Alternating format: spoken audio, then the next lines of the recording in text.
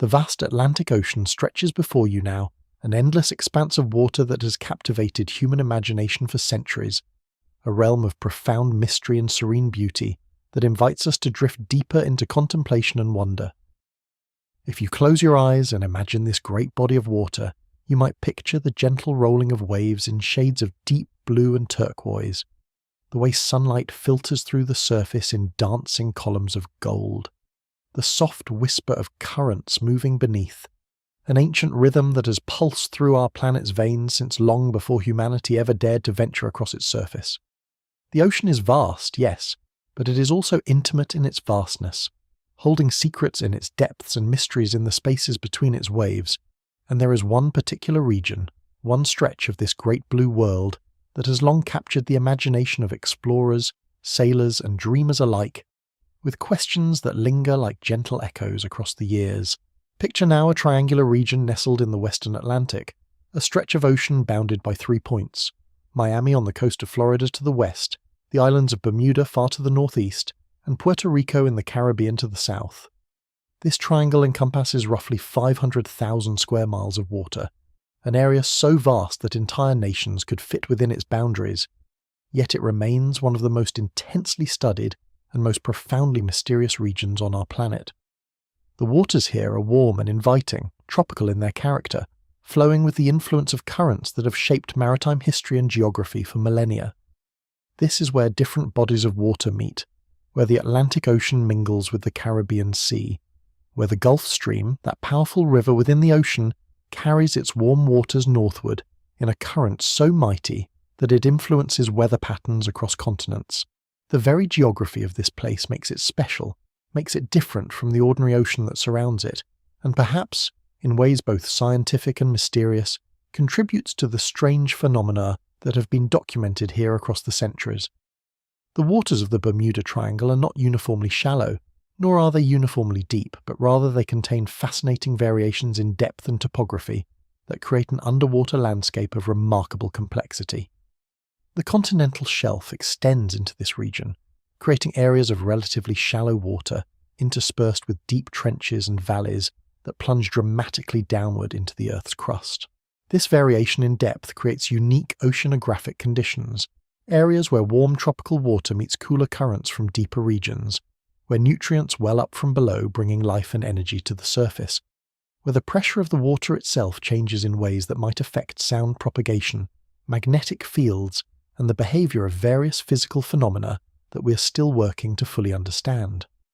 The Gulf Stream in particular creates a dynamic environment, this extraordinary current that moves with such force and consistency that it creates its own weather systems, its own patterns of temperature and salinity, its own distinct characteristics that set it apart from the surrounding ocean.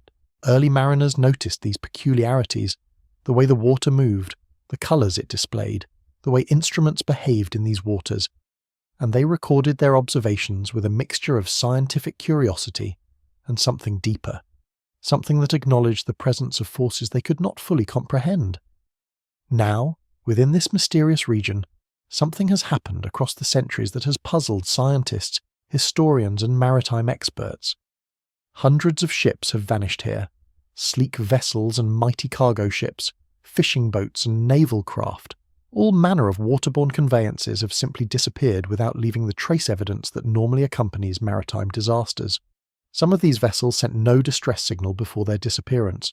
Some left no wreckage scattered across the waves. Some simply failed to arrive at their intended destinations, their fates unknown, and their final moments unwitnessed by any living soul. Planes too have vanished in this region. Military aircraft and commercial flights have disappeared from the sky above these waters with a kind of completeness that defies conventional explanation.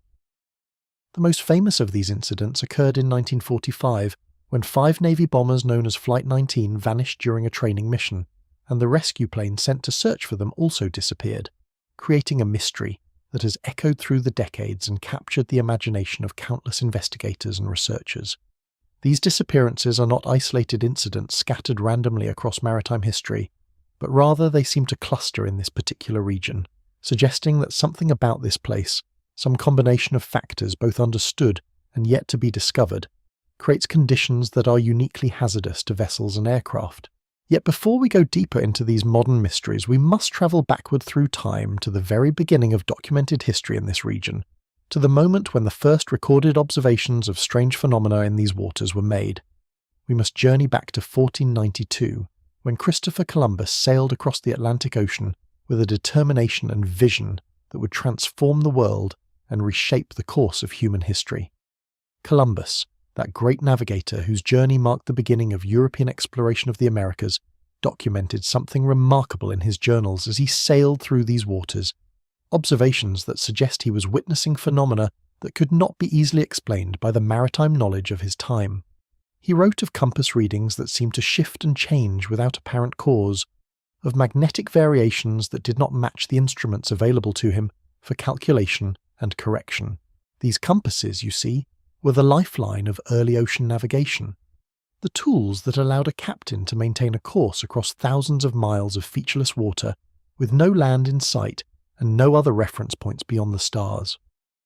When these compasses began to behave erratically, it created a profound anxiety among the crew, a sense that something in this mysterious region was affecting the very tools upon which their survival depended. Columbus also noted in his records strange lights in the sky above these waters, luminous phenomena that he could not identify or explain with the scientific understanding available to him in the 15th century. He described these lights with the careful attention to detail characteristic of a trained observer, noting their colour, their movement, their apparent distance from the ship, documentation that suggests he witnessed something genuine and unusual, even if the true nature of what he observed remains uncertain. These lights dancing in the darkness above the Atlantic would become part of the legend of this region, part of the accumulated evidence that would eventually lead later generations to suspect that the Bermuda Triangle held secrets, that something about this place was fundamentally different from other regions of the ocean. Some scholars have attempted to explain these lights through meteorological phenomena, through the behaviour of gases in the atmosphere, through the reflection of light on water, but the precise nature of what Columbus observed remains a matter of historical speculation and scientific debate. The magnetic anomalies that Columbus documented are particularly fascinating because the Bermuda Triangle is one of only a few places on Earth where magnetic north and true north are aligned, a phenomenon known as zero magnetic declination. In most parts of the world, there is an angular difference between the direction of magnetic north and the direction of true north, and navigators and cartographers have long accounted for this difference in their calculations and instruments. But in certain regions this difference is zero, meaning that a magnetic compass points directly to true north, and the Bermuda Triangle is one of these special places. However, the presence of this zero declination also means that navigators accustomed to compensating for magnetic variation may find their instruments confusing or unreliable in these waters, and this simple fact alone could explain some of the navigation difficulties reported by early explorers.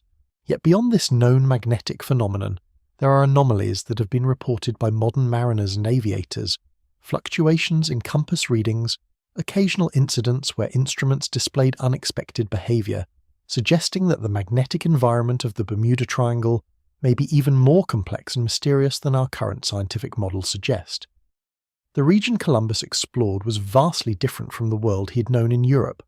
The climate was tropical and warm, the plants and animals were exotic and unfamiliar, the very quality of light seemed different beneath these southern skies. The waters themselves were a palette of colours that must have seemed almost otherworldly to eyes accustomed to the grey-green Atlantic of northern latitudes, shades of turquoise and emerald, depths where the water appeared almost transparent, revealing the white sand bottom beneath, creating an optical environment so different from what he knew that it must have reinforced the sense of being in an alien and mysterious world. For Columbus and his crew, sailing through the Bermuda Triangle region was not simply a matter of nautical navigation, but a profound journey into the unknown, a venture into waters that existed at the very edge of the mapped world, where the boundaries between the known and the unknown seemed almost visible on the horizon. The strange compass variations that Columbus observed would be recorded by later explorers and sailors, and they would become woven into the folklore of the sea, transmitted from captain to captain in conversations on the deck, noted in ships' logs and journals, gradually accumulating into a body of evidence suggesting that this region possessed unusual navigational challenges. Some ships' captains began to suspect that certain areas within the Bermuda Triangle were more dangerous than others, that there were particular shipping lanes or zones where incidents were more likely to occur. However, without modern scientific instruments to measure and quantify these phenomena, and without a systematic approach to collecting and analysing data about maritime incidents, these observations remained largely anecdotal, preserved in personal journals and oral traditions, but not yet compiled into anything resembling a scientific database. The centuries between Columbus and the modern era saw countless ships traverse these waters, the vast majority arriving safely at their destinations, their voyages unmarked by incident or drama, their passage through the Bermuda Triangle as routine as any other ocean crossing. Yet among all these successful journeys, certain disappearances stood out, incidents that were so dramatic, so completely unexplained, so seemingly impossible, that they captured the attention of maritime authorities and eventually drew the notice of journalists, investigators, and writers who sought to make sense of the mysteries. These disappearances were scattered across decades, sometimes with years passing between incidents, so that no clear pattern emerged until the mid-20th century, when researchers began to systematically collect and analyse the data. If you're enjoying this journey into the mysteries of the Bermuda Triangle, this exploration of history and ocean, and the beautiful, strange unknowns that persist in our world, I would ask that you consider subscribing to the Calm Archive. I upload a new sleep video every single day, explorations of mysterious places, historical events, scientific phenomena, all presented in this calm, meditative style, designed to ease your mind towards sleep and dreams. Your subscription truly does help the channel grow, and allows me to continue creating these journeys into wonder, for you and for others seeking rest and contemplation. Now, let us return to the mystery, and let us deepen our exploration of what has truly happened in these enigmatic waters. The disappearances that would eventually form the core of the Bermuda Triangle mystery began to accumulate in the historical record with increasing frequency as the 20th century progressed, and with them came new technologies that allowed for better documentation and investigation of maritime incidents. Ships equipped with radio transmitters could send distress signals before disappearing, creating official records and reports that could be studied and analysed. Aircraft with sophisticated navigational equipment and communication systems could transmit their position and status continuously, providing data that seemed to offer clues about their fate. Yet paradoxically, these improved technologies seemed only to deepen the mystery rather than solve it, for some of the most puzzling disappearances involved vessels and aircraft that had the best equipment available, commanded by experienced crews, yet still managed to vanish in ways that seemed to mock conventional explanation. The very idea that a region could be consistently dangerous, that it might possess some characteristic that made it more hazardous than other regions of the ocean, runs counter to much of our modern scientific understanding. We understand ocean weather, we have satellite imagery that can detect storms, we have sophisticated forecasting models that can predict dangerous conditions with considerable accuracy. We have advanced navigation systems that can pinpoint a ship's location to within meters. We have communication networks that span the globe. We have search and rescue capabilities that are activated immediately when a vessel fails to report its position. And yet, despite all of this technology and knowledge, the Bermuda Triangle persists in its mystery, persists in its reputation, persists in its ability to capture our imagination and our curiosity. Perhaps the answer lies not in some exotic or supernatural explanation, but rather in the interaction of multiple factors that happen to converge in this particular region. The unusual oceanographic conditions, the magnetic environment, the weather patterns, the depth variations, the intensity of maritime traffic, and the simple fact that human perception and memory tend to focus our attention on unusual events and to diminish our memory of the countless routine passages that occur without incident. The human mind is drawn to pattern recognition, to clustering observations, to finding order and meaning in randomness, and this tendency has perhaps led us to associate more incidents with the Bermuda Triangle than would be expected in any large region of ocean that experiences heavy maritime traffic. Yet still, the questions persist. Still, the mysteries remain. Still, we find ourselves drawn to contemplate what might really be happening in these waters that have captivated explorers and dreamers for more than 500 years. The Bermuda Triangle represents something powerful in human consciousness, the frontier where our knowledge reaches its limits, where the comfortable boundaries of the understood world give way to vast territories of mystery and wonder, where anything seems possible and the rules that govern the ordinary world might not apply. In these warm tropical waters, beneath these endless skies, in the spaces between the islands and across the vast horizons, there is a realm that continues to fascinate and perplex, to inspire research and speculation, to remind us that our world still contains mysteries worthy of our attention and our contemplation. The earliest European colonists who settled on the island of Bermuda in the early 17th century brought with them tales of the sea that warned of these waters, stories passed from sailor to sailor in the ports of England and Spain, stories that painted this region of the Atlantic as a place where the ordinary rules of the ocean did not quite hold, where compasses behaved strangely, and where the weather could transform from gentle to violent with a speed that seemed almost intentional. The colonists of Bermuda, who had arrived on the island after their ship, the Sea Venture, wrecked on the reefs in 1609, knew from the very first moment of their arrival that these waters demanded respect, that the beauty of the turquoise shallows and the warmth of the tropical air concealed dangers that were not always visible to the eye, dangers that lurked beneath the surface and in the patterns of current and wind that could turn against a vessel with little warning. William Shakespeare is believed to have drawn inspiration from the wreck of the Sea Venture when he wrote The Tempest, that play of storms and magic and island exile, and in doing so he wove the mystery of these waters into the literature of the English-speaking world, creating a cultural association between the Bermuda region and the strange, the unexplained, the uncanny that persists to this day. The Bermuda colonists would learn to read the weather with an intimacy born of survival, learning the signs that preceded storms, the subtle changes in air pressure and wind direction that warned of approaching danger. And yet, even with all their accumulated knowledge, the ocean continued to surprise them, continued to claim ships and lives in ways that seemed to exceed what could be explained by weather alone, as though the waters themselves possessed a capriciousness, a willfulness, that no amount of human experience could fully predict or counteract. Picture yourself settling deeper into the embrace of your pillow, as we turn our attention now to the most famous chapter in the Bermuda Triangle's long and mysterious history, a tale so steeped in confusion and loss that it has haunted the collective memory of an entire nation for nearly 80 years.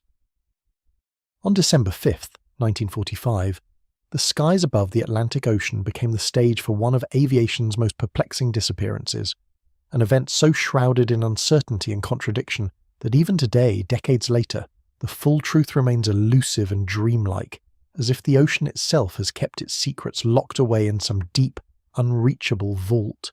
Imagine, if you will, the moment just before dawn breaks over Fort Lauderdale Air Station in Florida, where 5 TBM Avenger torpedo bombers sit ready for what was meant to be nothing more than a routine training flight. These were sturdy machines, reliable workhorses of the American Naval Aviation Program, each one piloted and crewed by young men who had trained extensively for precisely this kind of mission. The Avengers were twin-engine aircraft designed to carry a single pilot, a radio man, and a gunner, making each plane a small community of 5 crews in all, meaning that the men assigned to Flight 19 that morning numbered 14 in total. These weren't inexperienced pilots. Several had already seen combat, and their commander, Lieutenant Charles Taylor, was an experienced naval aviator with over 2,500 flight hours logged in his career. He was the kind of leader in whom confidence could be placed, a steady hand at the controls when others might falter. The mission itself was simplicity embodied, a basic bombing run over a training range located northeast of the base, a path that had been flown thousands of times before by countless other pilots without incident or complication. The flight plan called for them to head east toward the Bahamas, locate the training range, perform their bombing exercises, and then return to base following the same familiar course that had proven safe and reliable time and again. The weather that morning seemed unremarkable, neither particularly threatening nor especially favourable, just the ordinary conditions of a December day over the Atlantic. No one could have known, as those 14 men climbed into their aircraft and prepared their instruments, that they were about to step across a threshold from which they would never return, that the next hours would transform their routine mission into one of aviation's most haunting mysteries. As the morning progressed, Flight 19 departed on schedule, and for the first portion of their journey everything proceeded normally. Radio contact with the base remained clear and steady, and the pilots reported that they were reaching their waypoints on time, and that visibility seemed adequate for the tasks at hand. But then, almost imperceptibly at first, things began to shift in ways that none of the men could fully understand or explain.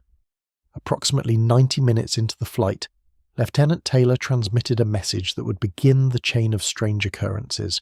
His compasses had stopped functioning correctly. Not just one compass, but multiple navigation instruments aboard his aircraft were behaving erratically, spinning uselessly, or giving readings that contradicted what the pilots could see around them and what they expected based on their flight plan. Now imagine the growing unease that must have crept into Taylor's mind as he tried to orient himself using the sky and the ocean below, searching for landmarks that should have been visible, but seemed somehow to have shifted or disappeared. The other pilots, following his lead, began reporting similar problems with their navigation equipment. Compasses that had been perfectly reliable moments before were now spinning wildly or freezing in place, offering no guidance. Taylor's voice, captured forever on the radio transmissions that would later be painstakingly reviewed and analysed, began to betray the tension and confusion he was experiencing. He reported that everything appeared to be going wrong, that nothing was making sense, that the familiar landscape of ocean and sky seemed to have become alien and unrecognisable. The radio exchanges between Flight 19 and the control tower at Fort Lauderdale began to take on a surreal, almost dreamlike quality. Taylor's words, preserved in the historical record, paint a picture of a man trying desperately to make sense of an impossible situation. "We are unable to locate Fort Lauderdale. We are lost. We cannot see the land." And then, more poignantly, more desperately, "We don't know which way is west. Everything is wrong.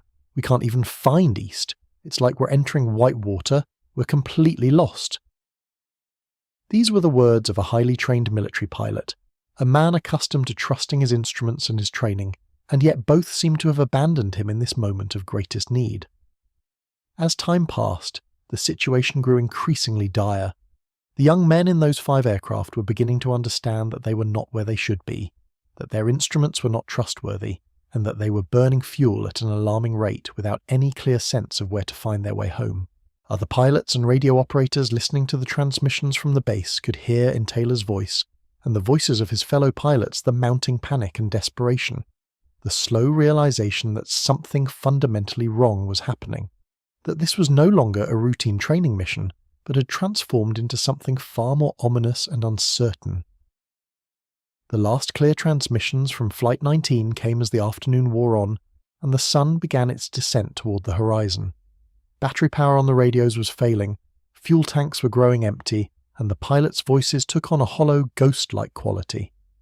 One of the final radio checks indicated that the flight had become scattered, that the planes could no longer maintain visual contact with one another in what they described as strange, murky conditions. Taylor's last confirmed transmission spoke of impossible orientations. "We are heading northeast. We don't know how far we have gone." And then gradually the signal faded. The voices of those 14 young men simply ceased, becoming silence, a silence that has never been broken. But the mystery did not end with the disappearance of Flight 19. The story darkens further in a way that seems almost orchestrated by some invisible hand. When the alarm was raised, and search and rescue operations were hastily organised, another aircraft was dispatched to search for the missing flight. This was a Martin Mariner, a large flying boat equipped with advanced search equipment and carrying 13 crew members. The Mariner was commanded by experienced personnel, and its mission was straightforward: locate the missing bombers and guide them back to safety. The Mariner took off in the early evening, joining the developing search operation that was beginning to mobilise across the region. The Martin Mariner flew off into the darkening Atlantic, and like Flight 19 before it, the aircraft simply vanished without a trace. No distress calls were received, no wreckage was ever found, no debris washed ashore. 13 more men were lost, their disappearance adding another layer of mystery and deepening the sense that something extraordinary and inexplicable had occurred in those waters. The search teams faced an impossible task, trying to locate 6 missing aircraft across a vast expanse of ocean, with no wreckage, no oil slicks, no debris fields, nothing. It was as if the Atlantic had simply swallowed them whole, leaving no evidence, no markers, no clues to guide the searchers. In a single day, 27 men and 6 aircraft had vanished without explanation. The most comprehensive search in naval history was mounted, covering hundreds of thousands of square miles of ocean, yet not a single piece of wreckage was ever recovered. Not a single body was ever found, not a single conclusive piece of evidence emerged to explain what had happened. Theories proliferated: compass anomalies due to magnetic disturbances, disorientation caused by unusual atmospheric conditions, simple human error compounded by instrument failure, even suggestions of supernatural intervention that were whispered but never openly discussed in official circles. The truth, it seemed, had been claimed by the ocean itself, locked away in the depths where it remained beyond the reach of human understanding. This mystery of Flight 19 would become the cornerstone upon which the legend of the Bermuda Triangle would eventually be constructed. Every mysterious disappearance that followed, every ship that sank in unclear circumstances, every aircraft that vanished without explanation, would be added to this growing catalogue of the unexplained, each incident lending credence and weight to the narrative of a place where the normal rules of physics and probability seemed somehow to be suspended. Yet before Flight 19, before the era of modern aviation, the waters of the Atlantic and the Caribbean had already been collecting stories of sudden, inexplicable loss. More than a quarter-century before those 5 Avengers vanished into the December sky, another disappearance had captured the imagination and concern of naval officers and shipping companies alike. In March of 1918, during the final year of the First World War, a massive cargo ship belonging to the United States Navy began what would be its final voyage. The USS Cyclops was one of the largest and most capable cargo vessels in the naval fleet, a ship of considerable size and strength that had been purpose-built to carry coal and other essential supplies to naval installations around the world. The Cyclops was impressive by the standards of its era, displacing over 19,000 tons and measuring more than 550 feet in length. It was a ship that inspired confidence, a vessel that seemed impervious to the ordinary hazards of sea travel. The ship and its crew, 309 men in total, had departed from the port of Baltimore, Maryland, carrying a cargo of manganese ore bound for the naval installations in Brazil. This was routine work, the kind of supply mission that naval vessels performed constantly to keep the machinery of war and military operations running smoothly. The Cyclops was captained by Lieutenant Commander George W. Worley, a man whose record and experience seemed to qualify him fully for the responsibility of commanding such a vital supply mission. The voyage began normally enough, and the great ship made its way southward along the Atlantic coast, and then began its long crossing towards South America. But somewhere along that route, somewhere in waters that would one day become infamous as part of the Bermuda Triangle's domain, the USS Cyclops ceased to exist. No distress signals were ever received. No wreckage was ever found floating on the surface or washing ashore. No oil slick marked the spot where such a massive vessel might have sunk. The ship simply vanished, disappeared completely, as if it had steamed straight off the edge of the world and into some void beyond human comprehension. The Navy launched an investigation, as it was duty-bound to do when such a loss occurred, but the investigation yielded little in the way of concrete answers. The ship was examined in every way possible from the available records and the accounts of those who had served aboard her previously. The sea conditions during the period when the Cyclops disappeared were reviewed, but nothing emerged to fully explain such a dramatic and total loss. A ship of over 19,000 tons, crewed by more than 300 men, carrying an enormous cargo. Such a vessel required extraordinary circumstances to sink without warning, and yet extraordinary was precisely what seemed to have occurred. The loss of the USS Cyclops would remain one of the greatest unsolved naval mysteries, a case that even the United States Navy could never definitively explain. President Woodrow Wilson was reported to have said of the disappearance, "Only God and the sea know what happened to the Cyclops." It was an apt summary of the state of knowledge regarding this great ship, a statement that captured the fundamental uncertainty and inscrutability of the event. And when, decades later, the Bermuda Triangle would begin to be discussed and analysed, when the modern disappearances of Flight 19 and the Martin Mariner would prompt researchers and writers to look backward into history, the USS Cyclops would rise again from the depths of time, another piece of evidence suggesting that these waters held secrets that human understanding had not yet managed to penetrate. The accumulation of these stories, Flight 19, the Martin Mariner, the USS Cyclops, and countless others, would gradually weave together into a narrative that suggested something fundamentally mysterious and dangerous lurked in the triangle formed by Miami, Bermuda, and Puerto Rico. Each loss seemed to add weight to this narrative, each unexplained disappearance another thread in what was becoming an ever more elaborate tapestry of mystery and wonder. The tales grew darker and more elaborate with each retelling, acquiring details and embellishments that may or may not have been grounded in historical fact. But the core truth remained. These waters had witnessed losses that defied easy explanation, phenomena that suggested forces or circumstances beyond the ordinary ken of human experience.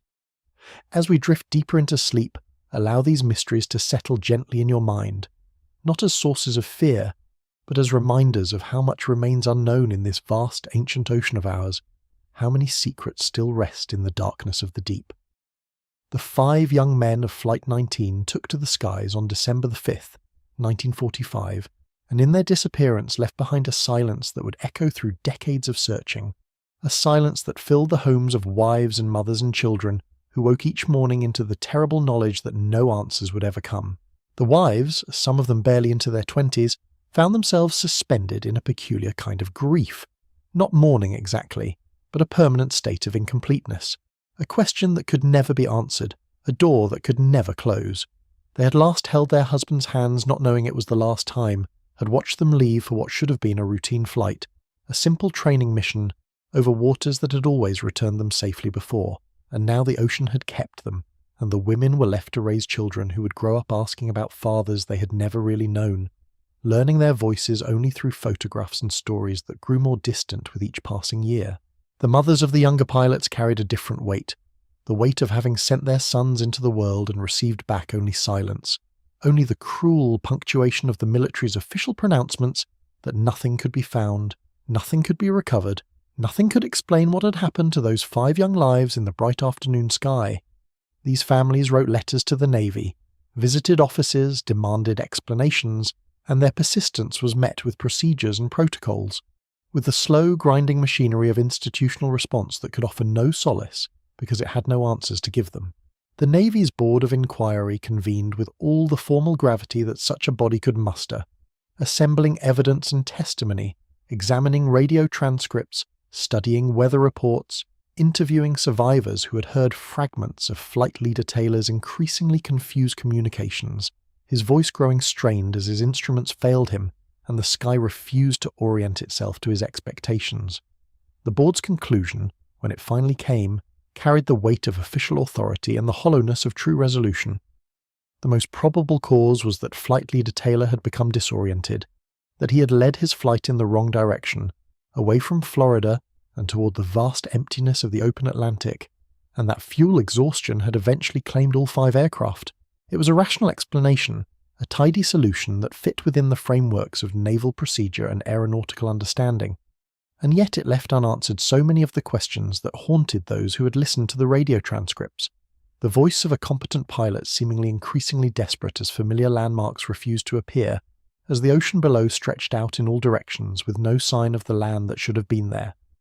The board's frustration was palpable in its findings, a frustration born of grappling with genuine uncertainty, with evidence that did not quite arrange itself into a fully satisfying narrative, with the reality that sometimes the sea keeps its secrets, and the sky offers no testimony to what has occurred within its vast depths. The USS Cyclops belonged to the category of ships known as colliers, vessels designed to carry coal to fuel the Navy's far-flung stations, and at the time of its final voyage in March 1918, it was dangerously overloaded, riding low in the water with a cargo weight that exceeded its structural design capacity by thousands of tons. The ship's commander, Captain Johann Worley, was a man of pronounced eccentricities, a figure who moved through the naval establishment with the peculiar authority of someone operating somewhat outside normal hierarchies, known for his unorthodox methods and his disregard for some of the standard protocols that bound lesser officers. The Cyclops departed from Barbados with 9,000 tons of manganese ore bound for Baltimore, and somewhere in the Sargasso Sea during the first week of March, it vanished completely, leaving behind no distress signal, no wreckage that could be definitively identified as belonging to the vessel, no survivors to recount what had occurred in those final hours. The prevailing theory, supported by naval engineers and structural specialists, holds that the vessel's frame, already stressed by the excessive weight it carried, was further weakened by the heavy seas it encountered in that region, that the stress on the hull exceeded what the metal could withstand, and that the ship did not sink so much as it broke apart, disintegrating into fragments too small and too scattered to leave behind any coherent wreckage field, its component pieces descending into the deep ocean, where they remain to this day, buried under tons of sediment and darkness. The loss of the Cyclops devastated the Navy, for it was the largest American vessel lost in any maritime disaster of that era, and the complete absence of survivors or wreckage deepened the mystery, creating the template for the strange disappearances that would later seem to cluster in this particular region of ocean. Yet the Cyclops was not alone in its fate, for the ocean held its siblings as well, and both the USS Proteus and the USS Nereus, sister ships constructed of the same class and design, would follow similar routes through the Bermuda Triangle region, and would themselves vanish, one in 1941 and the other that same year, both disappearing in a manner so complete and so thorough that they seemed almost to have been erased from existence. The Proteus departed from the island of St. Lucia with a cargo of bauxite and was never again heard from, vanishing in the same region where its sister had disappeared 23 years earlier, as though the sea recognized its design and claimed it in a way that left no evidence, no warning, nothing for the other ships and officers to learn from its experience. The Nereus followed a similar path to destruction, also heavily laden, also encountering conditions that should have been within its design parameters to withstand, and yet also succumbing completely, as though all three vessels of this class, when they ventured into these particular waters with their characteristic cargo and their particular weight distribution, triggered some response from the ocean that their builders had not anticipated and could not have protected against. The disappearances that followed seemed to echo with an uncanny symmetry, as though the Bermuda Triangle was writing its own mythology into the historical record, one vanishing at a time. In 1948, a British airliner known as the Star Tiger departed from Santa Maria in the Azores, carrying 31 people toward Bermuda on what should have been a routine transatlantic crossing. The aircraft maintained regular radio contact with air traffic control, updating its position, its altitude, the ordinary details that pilots report throughout a flight. But as it approached the island of Bermuda, as though crossing some invisible threshold, the Star Tiger simply ceased to transmit. The silence that followed was absolute. When rescue teams mobilized and began their search across the darkening Atlantic, they found nothing. No wreckage washing ashore, no oil slick marking the spot where a fuselage might have broken apart, no debris fields scattered across the water's surface. It was as if the aircraft and everyone aboard had been subtracted from the world, leaving only the mystery of their absence and the haunting fact that its last known position placed it squarely within those infamous coordinates.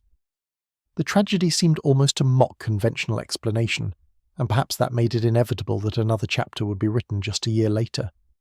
In 1949, another aircraft of the same make and model, operated by the same airline, the Star Ariel, departed Bermuda bound for Jamaica.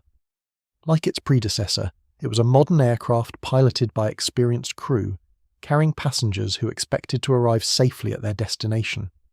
And like the Star Tiger before it, the Star Ariel maintained steady radio communication for the early part of its flight, its pilots reporting position and altitude in the mechanical rhythms of aviation protocol. Then, with the same eerie finality, contact was lost. The search that followed revealed the same absence of evidence. No crash site, no bodies, no physical confirmation of what had happened, only the certainty that the aircraft had vanished somewhere over the waters of the Triangle. The coincidence of two aircraft from the same airline disappearing under similar circumstances within a single year seemed to strain the boundaries of chance. It pushed observers toward questions that had no comfortable answers. The pattern of mysterious maritime losses within the region's boundaries continued to accumulate, and by the 1960s the Bermuda Triangle had acquired a reputation that went far beyond the accounts of isolated incidents. In 1963, a vessel named the Marine Sulphur Queen became another name added to the growing list of the missing. The ship was a freighter operated by a company specializing in the transport of specialized cargo, and on this particular voyage it was carrying molten sulphur, a substance that required particular care in handling, kept at high temperatures, a cargo that demanded the full attention and competence of its crew.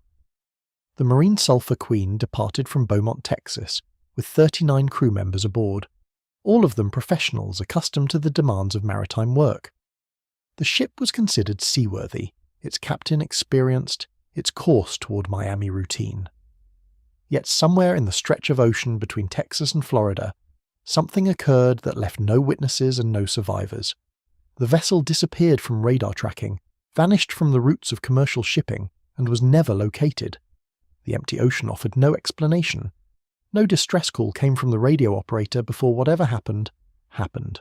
The crew's families received no final messages, no indication of struggle or emergency. There was simply silence, and in that silence a ship with 39 lives aboard seemed to step outside the normal boundaries of the world. The disappearances were becoming something more than scattered incidents. They were forming a pattern, a cluster of losses that seemed to suggest something distinctive about the waters themselves, something about that particular region that rendered vessels and aircraft vulnerable in ways they were not elsewhere. What was it about this quadrant of the Atlantic that seemed to operate by different rules?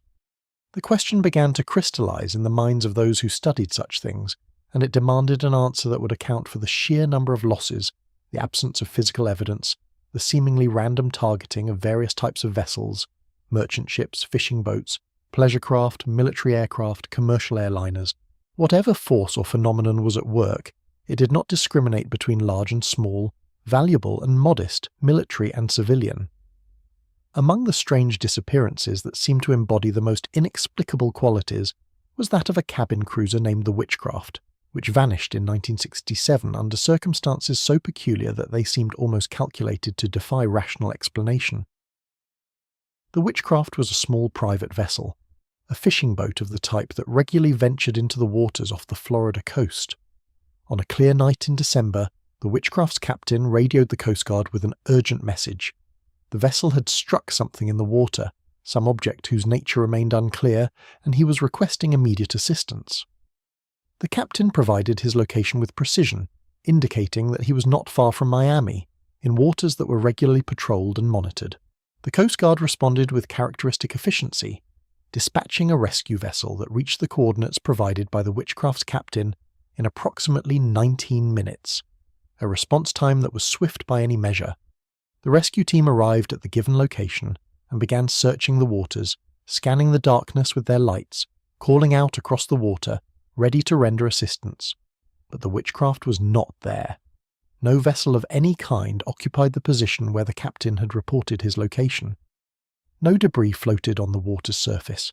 No survivors clung to wreckage or life jackets. No bodies, no oil slick, no torn pieces of hull material. Nothing that would indicate that a vessel had ever occupied that position. It was as if the Witchcraft and everyone aboard had simply evaporated in the moment between the radio transmission and the arrival of help, leaving behind only the impossible fact of their absence and the bewildered faces of the rescue team who had responded so quickly to a call that now had nowhere to go. The case of the Witchcraft was perhaps the most unsettling of all the vanishings because it seemed to compress the entire mystery into a single, sharply focused moment. The captain had called for help from a specific location. The Coast Guard had arrived within minutes, and yet they found themselves searching empty ocean. The implication was staggering. Whatever had caused the Witchcraft to disappear had done so with stunning speed, or the vessel had never been at the location it reported, or something even stranger was occurring. The standard explanations that might account for other losses seemed inadequate here. There was no possibility of the ship drifting far from its reported position in such a short time frame. There was no explanation for why a captain would misreport his location so dramatically. The mystery hung in the air like an unanswered question, a knot of impossibility that refused to untie itself. As these disappearances accumulated, as the list of the missing grew longer and more diverse, observers began to ask themselves a question that seemed almost inevitable, given the weight of the evidence. Why here? Why this particular stretch of ocean? Why did the area between Miami and Bermuda, that quadrant that had earned its nickname of the Triangle, seem to demand such a price in vessels and lives? There had to be something distinctive about the region, something that set it apart from other areas of the ocean, where ships travelled regularly without vanishing into thin air. What was it about the Bermuda Triangle that made it so hungry, so voracious in its consumption of ships and aircraft? The question itself became an obsession for some, a puzzle that demanded solving, a mystery that seemed to contain within it some profound truth about the ocean. about the world, or about the hidden forces that operated beneath the surface of ordinary reality. The human mind, it seems, has always possessed a powerful drive to explain the unexplainable, to fit mysterious phenomena into frameworks of understanding that make sense to us, that allow us to feel as though we comprehend the world we inhabit. When conventional explanations seemed inadequate to the task, when the standard tools of maritime investigation and accident analysis failed to produce satisfying answers, people began to cast their nets wider, to consider possibilities that existed at the edges of scientific orthodoxy, in the spaces where imagination and speculation could move more freely. Some observers began to propose explanations that drew on the realm of the fantastic, the theoretical, the extraordinary. Perhaps, they suggested, the disappearances in the Bermuda Triangle were not accidents at all, but the work of forces that existed outside the normal parameters of human understanding. Aliens, some proposed, might be responsible for the losses. Perhaps extraterrestrial intelligence had taken an interest in Earth's oceans, in the waters off the North American coast, and perhaps the disappearances represented some form of visitation or collection, an alien presence that moved through the triangle, taking samples of human civilization, a ship here, an aircraft there, to study the phenomenon of human maritime existence. The idea captured the imagination of many, provided a framework within which the impossible could be fit, transformed the triangle from a curse into a corridor of contact with an intelligence beyond our own. Others looked back further into history, to the legends that had survived from ancient times, and they wondered if perhaps the Bermuda Triangle was connected to the lost civilization of Atlantis. The story of Atlantis, that advanced society that had existed in the distant past and then vanished beneath the waves, seemed to offer a template for understanding the triangle's mysteries. Perhaps, some theorized, the remains of Atlantis lay on the ocean floor within the triangle's boundaries, and perhaps some residual energy or technology from that lost civilization still operated there, still exerted influence over the waters above it, still reached up from the depths to claim vessels and aircraft that passed over its submerged ruins. The thought of an entire civilization hidden beneath those waters, of ancient technologies and ancient powers still functioning in the darkness below, lent a sense of mythic resonance to the disappearances.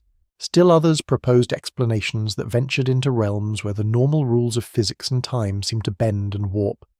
Time warps, dimensional rifts, passages to parallel worlds. These were the kinds of explanations offered by those who felt that conventional causality was inadequate to explain what was occurring in the triangle. Perhaps, they suggested, the region was not solidly anchored in the normal flow of time and space, but rather existed in a state of relative instability, where the boundaries between possible and impossible grew thin and permeable. Perhaps vessels that disappeared in the triangle did not sink into the Atlantic at all, but rather slipped sideways into some adjacent reality, leaving behind no evidence of their departure because they had stepped outside the normal framework of causality.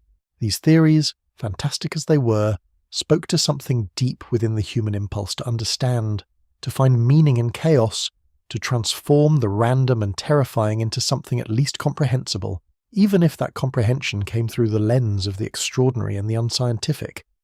It was not that these explanations were necessarily true, the weight of evidence would eventually suggest otherwise, but rather that they fulfilled a psychological need, that they transformed the unbearable silence of not knowing into the at least slightly more bearable speculation of might be. The human mind, it seems, prefers any explanation to none at all, any framework to the vertigo of absolute mystery. The fact that so many disappearances clustered in the same geographic region continued to fuel these speculations, to provide fresh material for theories both scientific and fantastic. The absence of wreckage became itself a kind of evidence, a suggestion that perhaps conventional explanations were not equal to the task of understanding what was happening in the triangle. If ships sank by running into storms or hitting reefs, one would expect to find debris, the detritus of destruction. If aircraft crashed into the ocean, the laws of physics and hydrodynamics suggested that at least some evidence would eventually wash ashore, that the ocean would yield up the remains of its victims, yet the triangle seemed to swallow vessels without leaving any trace, as if it operated according to different rules, as if the normal laws of evidence and causality did not apply within its boundaries. The scientific community took note of the accumulating cases, began to investigate the disappearances with the tools of rigorous analysis, and slowly, patiently, began to construct alternative explanations grounded in physical reality rather than in speculation and fantasy. But the process of understanding would prove difficult. The explanations slow to arrive, and in the interim the Bermuda Triangle retained its hold on the public imagination, retained its reputation as a place where the normal world gave way to something stranger, something beyond our understanding. If this story is helping you relax, maybe drop a comment letting me know where you're listening from and what time it is. The Calm Archive community stretches across every time zone, and it's wonderful to see. Anyway, back to the triangle. The questions persisted, the mysteries remained unsolved, and the waters of the Atlantic continued their eternal motion, indifferent to the human dramas that had unfolded upon their surface and the human hunger for answers that those dramas had created. The Bermuda Triangle remained, in the minds of many, a place of profound strangeness, a region where the ordinary and the extraordinary seemed to converge, where the impossible had repeatedly asserted its reality, and where the line between mystery and explanation had grown unclear and difficult to distinguish. The triangle on the map was simple enough, a geometric shape marking a region of coordinates, but the space it enclosed contained depths of confusion and speculation that seemed far larger than any mere quadrant of ocean could hold. Yet beneath the surface of legend and fear, something more remarkable awaits discovery, a truth far stranger than fiction, woven from the very fabric of ocean science and atmospheric physics. The Bermuda Triangle, that vast expanse of subtropical water, conceals within its depths and above its waves a series of extraordinary phenomena that, when understood in their proper scientific context, illuminate why so many vessels and aircraft have vanished without trace. These are not supernatural forces or interdimensional portals, but rather the relentless, indifferent mechanisms of nature operating at scale so immense that human vessels seem little more than dust particles caught in the wind. Deep beneath the Bermuda Triangle's surface, in the profound darkness where sunlight never reaches, lies one of the ocean's most volatile and least understood phenomena, vast deposits of methane hydrate, a crystalline substance formed when methane gas becomes trapped beneath tremendous pressure in the cold waters of the continental shelf. For millennia, these deposits have accumulated layer upon layer, creating enormous reservoirs of compressed gas waiting in the abyss. When the conditions that maintain these deposits shift, whether through gradual warming of the ocean, geological disturbance, or other environmental changes, the methane can suddenly be released in catastrophic eruptions that transform the very nature of the water itself. Imagine, if you will, the fundamental property that keeps a ship afloat, buoyancy, that force which depends upon the density of the water displaced. A vessel floats because the water it displaces weighs more than the ship itself, creating an upward force that counteracts gravity's relentless pull. But when methane hydrate destabilizes and releases its gaseous contents into the water column, something extraordinary happens. The methane gas rises through the water, carrying with it countless bubbles, and in doing so it reduces the overall density of the water surrounding the vessel. The water becomes less dense, unable to provide the same buoyant force it once did. In extreme cases, when enormous quantities of methane are released at once, the water becomes so permeated with gas that it can no longer support the weight of a ship, and the vessel sinks as if the ocean beneath it has turned to foam. This is not a gradual process of water seeping through cracks or breaches in the hull.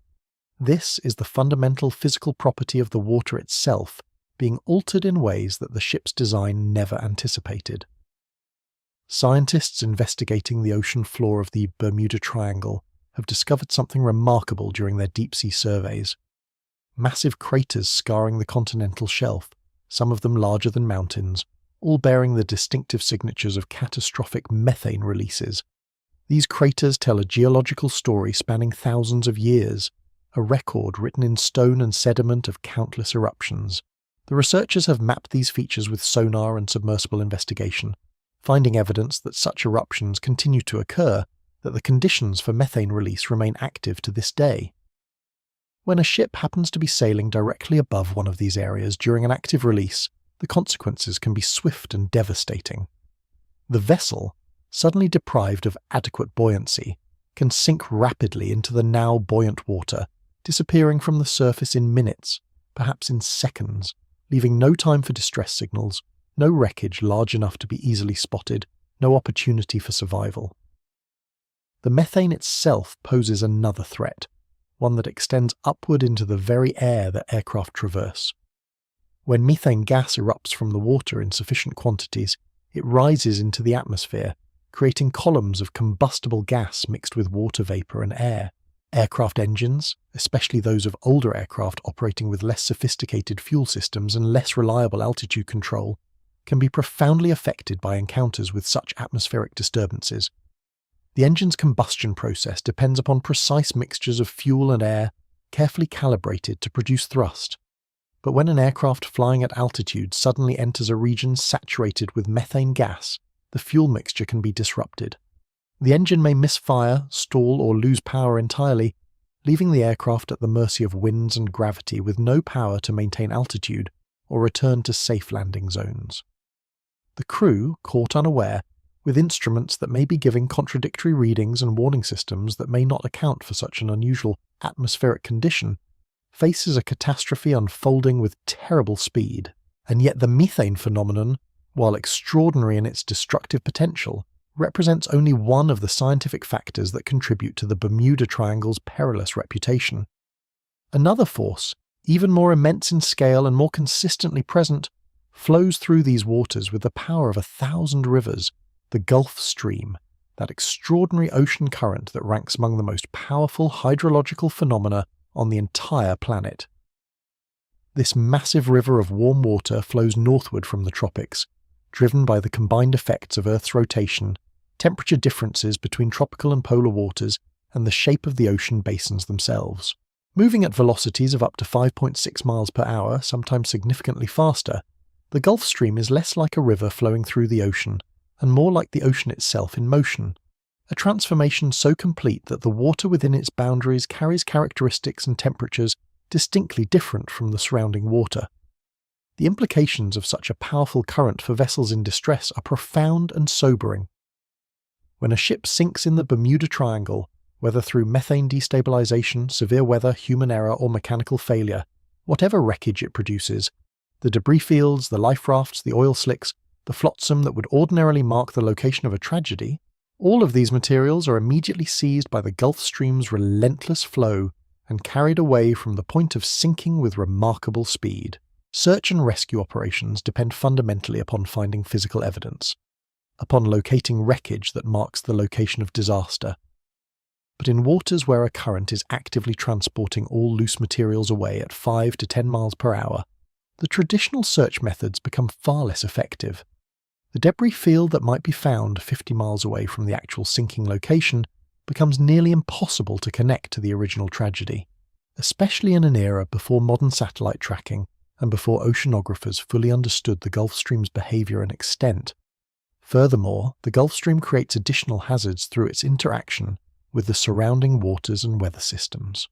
The boundaries between the Gulf Stream's warm water and the cooler waters surrounding it create zones of intense thermal contrast, where the atmosphere becomes unstable, where wind shear increases dramatically, where sudden updrafts and downdrafts become common. Aircraft encountering such boundaries at low altitude may find their instruments confused, their engines struggling with the abrupt changes in temperature and pressure, their orientation becoming difficult to maintain. A pilot relying on instruments that seem to be contradicting one another, with the horizon invisible in darkness or obscured by weather systems that can develop with startling speed, might find themselves in an impossible situation where every action to correct course seems to worsen their situation. But the hazards extend beyond the current itself to include the waves that form where multiple atmospheric and oceanic forces collide and interact. Within the Bermuda Triangle region, where warm, strong currents meet continental shelves, where weather systems driven by tropical heat encounter cooler air masses from higher latitudes, where the ocean's floor features create unusual patterns of water movement, waves of extraordinary height have been documented by oceanographers and observed by survivors of maritime disasters. These rogue waves, towering masses of water that can reach heights exceeding 100 feet, appearing with little warning and travelling at tremendous speed, represent some of the ocean's most dangerous phenomena. Unlike ordinary waves, which develop gradually from sustained wind and can be anticipated by experienced mariners, rogue waves seem to appear almost spontaneously when multiple wave systems constructively interfere, when their peaks align and their forces combine into something far greater than any individual component. A rogue wave of such enormous proportions can overwhelm even large vessels, can strike with a force measured in millions of pounds, can wash entire sections of a ship's deck, can heel a vessel over with such violence that recovery becomes impossible. Smaller vessels caught in these waters have little defense against such forces. The wave impacts the hull with destructive power. The vessel may capsize in seconds, filling with water so rapidly that escape becomes impossible and radio transmissions never complete. Modern oceanographic research has identified the specific regions where such waves are most likely to form, and remarkably, these regions overlap significantly with the Bermuda Triangle's most notorious areas of loss.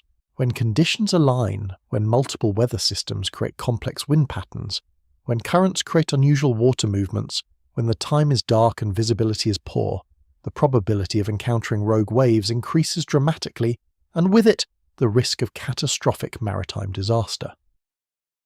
Adding another layer of complexity to the Bermuda Triangle's scientific mystery is the phenomenon of magnetic anomalies, deviations from the expected behavior of Earth's magnetic field that can render conventional navigation systems unreliable and confusing. The Earth itself is a vast magnet, with a magnetic north pole that differs significantly from geographic true north. Most locations on the planet experience a measurable angle between these two poles, an angle that navigators have long been forced to account for through careful adjustment of their compasses. But the Bermuda Triangle occupies one of only two places on the entire Earth where true north and magnetic north align nearly perfectly, where the compass points almost directly at both geographic north and magnetic north simultaneously. This phenomenon would seem beneficial, a region where magnetic confusion should be minimized, where navigation should be simplified. But the reality is more subtle and more troubling. The alignment of true north and magnetic north in the Bermuda Triangle region creates what navigators call an agonic zone, a region where the magnetic field exhibits unusual characteristics. The field strength may fluctuate more than in surrounding areas. The declination, the angle between true and magnetic north, may shift rapidly across short distances, and magnetic disturbances from solar activity or from iron deposits in the Earth's crust may have more pronounced effects. For a ship's navigator relying entirely on compass readings, these variations can introduce systematic errors, biases that accumulate over hours of travel, that can lead a vessel significantly off course without the navigator immediately realizing the error. The ship charts a course believing itself to be traveling directly north, but the compass, responding to local magnetic variations, gradually guides the vessel off course by imperceptible degrees until the ship has drifted miles away from its intended track. For aircraft, the implications are even more severe. Modern aircraft rely on sophisticated navigation systems that integrate multiple information sources, magnetic compasses, radio beacons, celestial navigation, and in more recent decades, satellite positioning. But aircraft flying at night, or in conditions of severe weather where visual navigation is impossible, may rely more heavily on magnetic compass readings than their crews fully realize. A compass that exhibits erratic behavior, that seems to spin or waver, that gives readings that don't match other navigation references, can trigger a cascade of confusion and correction attempts. The pilot, uncertain which instruments to trust, may make decisions based on incomplete information, may attempt to correct course in ways that actually worsen the situation, may descend toward the water believing themselves to be at a safe altitude, when in fact they are dangerously low. The historical record contains tantalizing hints of such magnetic compass anomalies affecting navigation in the Bermuda Triangle region. Christopher Columbus, sailing through these waters in 1492 during his voyage that would result in the European encounter with the New World, recorded unusual compass variations in his logs. He noted that his compass readings seemed to shift and vary in ways that didn't match the expected magnetic declination for the region. These observations, made centuries before science understood magnetism in detail, were dismissed by some as navigational error or the superstitious concerns of a sailor. But modern oceanographic surveys have confirmed that magnetic anomalies do indeed exist in the Bermuda Triangle, that Columbus's observations were not the product of confused navigation or imaginative anxiety, but rather documentation of a genuine geophysical phenomenon that he had no framework to fully understand. The most famous aviation disaster potentially attributable to compass confusion is Flight 19, a training flight of 5 naval bombers that vanished in December 1945 while flying over the Bermuda Triangle region. The flight leader, experienced pilot Lieutenant Charles Taylor, reported in radio transmissions that his compass was malfunctioning, that he was unsure of his location, that his instruments seemed to be giving contradictory readings. As the flight continued, the radio transmissions revealed increasing confusion and concern, pilots and flight leader attempting to navigate by instinct and landmark identification, but unable to find any landmarks that matched their expected position. The flight continued outward, flying deeper into the ocean in pursuit of what they believed to be the nearest landfall, until fuel reserves became exhausted and the flight ditched into the Atlantic somewhere far from any rescue. Modern analysis of Flight 19's trajectory, examining the recorded radio transmissions and the known capabilities of the aircraft, suggests that magnetic compass unreliability, combined with the disorientation that comes from flying at night over open ocean, created a situation where even an experienced pilot became unable to correctly orient himself in his flight. The magnetic anomalies documented in the Bermuda Triangle region would have been entirely consistent with the compass behavior Flight 19 reported. These scientific explanations, the methane eruptions from the ocean floor, the massive ocean currents that scatter all evidence of disaster across vast distances, the rogue waves that rise from the sea with devastating power, the magnetic anomalies that can render conventional navigation instruments unreliable, together paint a picture of the Bermuda Triangle not as a place of supernatural mystery, but as a region where multiple natural forces converge to create conditions of unusual danger. The ocean in this region is not haunted by ghosts or alien intelligences, but it is genuinely perilous in ways that science has gradually come to understand. The vessels and aircraft that have vanished here have not been spirited away to unknown dimensions. They have sunk, crashed, and disappeared in ways that are tragic, final, and perfectly consistent with the laws of physics and oceanography. The Bermuda Triangle's reputation for mystery dissolves not into disappointment, but into awe. Awe at the magnificent power of nature, at the forces that can humble human technology and ingenuity, at the vast and ancient processes that govern our planet's oceans and atmosphere. Processes that indifferently continue their work whether humanity is present to witness them or not. In laboratories far from the vast open ocean, scientists have conducted experiments that bring the mysteries of the Bermuda Triangle down to a scale that human minds can comprehend and measure, building apparatus that simulate the conditions of the deep sea and observing what happens when methane hydrates destabilize and release their ancient stores of gas with sudden violent force.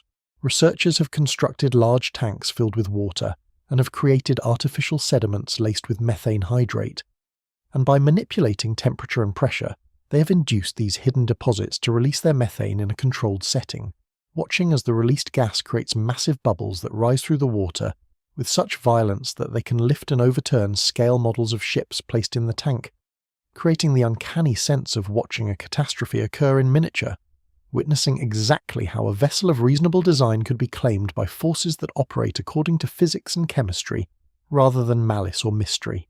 The rising bubbles reduce the water's density so dramatically that a ship floating in such a field would experience a sudden loss of buoyancy. Its hull would cease to displace the weight it needed to in order to remain afloat, and it would sink suddenly, almost without warning, as though the sea itself had been replaced with something thinner, something that could no longer hold it up.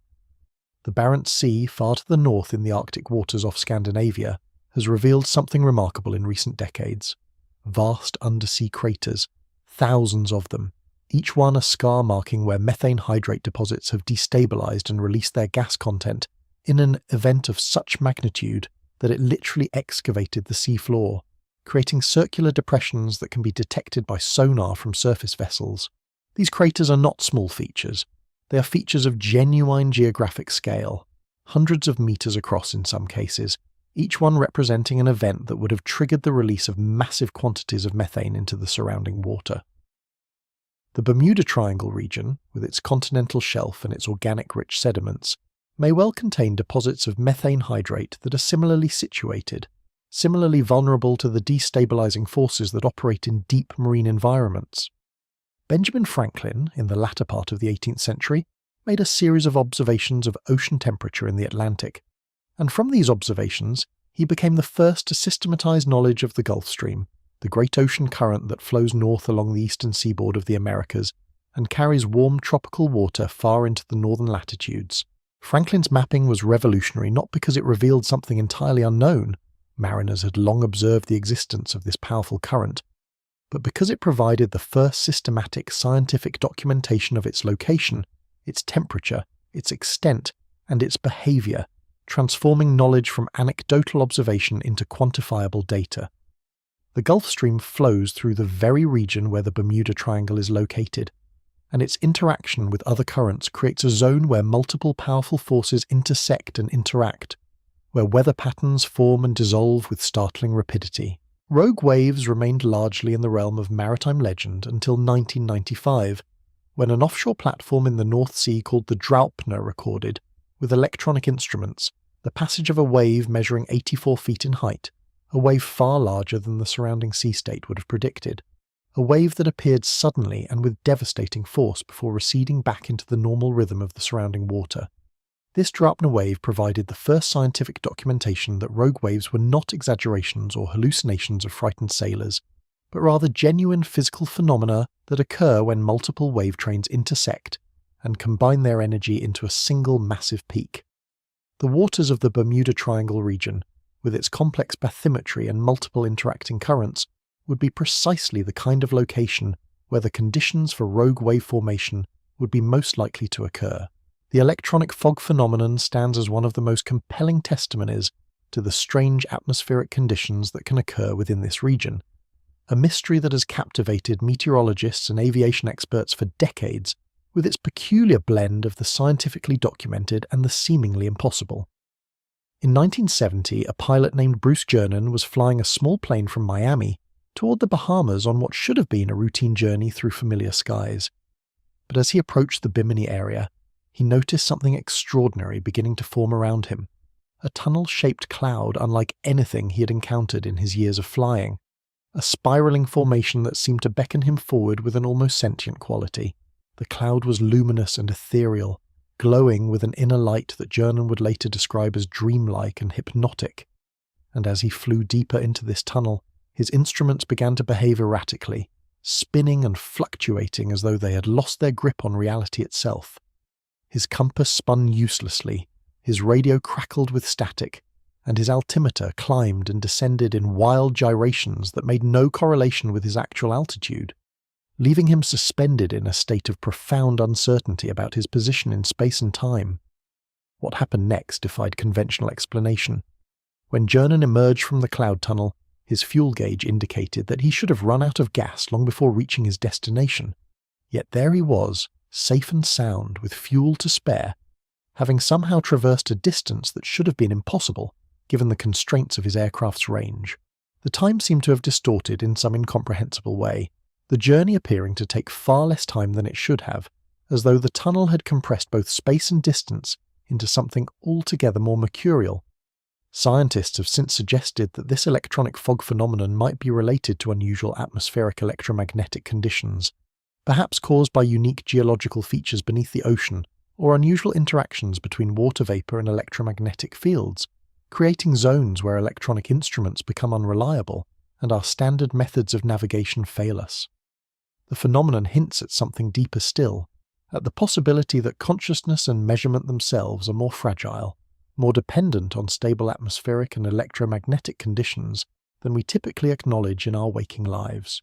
The discovery of hexagonal clouds through satellite imagery has added another layer to our understanding of the atmospheric peculiarities in this region, revealing formations that are not merely unusual but actively dangerous, capable of generating forces of a magnitude that can devastate everything in their path. These hexagonal clouds appear on radar and satellite images as perfect geometric shapes, arranged with an almost mathematical precision that seems to defy the random nature of weather formation, and they hover over the Bermuda Triangle with a frequency that has startled meteorologists studying the area. What makes these clouds truly formidable is their capacity to generate what scientists call air bombs or microbursts, sudden and violent downdrafts of cold air that descend from the cloud base with tremendous force, reaching speeds of up to 170 miles per hour and creating wind shears that can tear aircraft apart or capsize even large maritime vessels with terrifying ease.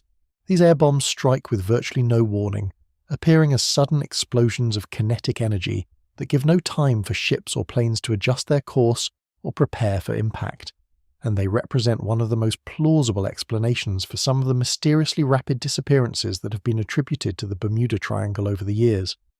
A ship might be sailing through seemingly calm or merely overcast conditions when suddenly, without warning, a wall of wind descended upon it, knocking it sideways, flooding its decks, or in the most extreme cases, simply capsizing it in a manner too rapid for any distress call to be sent. Similarly, aircraft caught in such a microburst would experience sudden, severe changes in wind direction and speed that could overwhelm even an experienced pilot's ability to maintain control, potentially pushing the plane downward with such force that it could not recover before striking the water below. The meteorological explanation, while perhaps less mysterious than supernatural theories, is in some ways more unsettling because it reveals how close we all are to disaster, how the same atmospheric systems that bring us gentle rains and pleasant breezes can, under certain configurations, become forces of devastating power. The hexagonal cloud formations themselves remain somewhat mysterious in their precise origin, and the mechanisms that cause them to form with such regular geometric shapes, though scientists have proposed theories involving wind shear and cloud dynamics that might explain their appearance.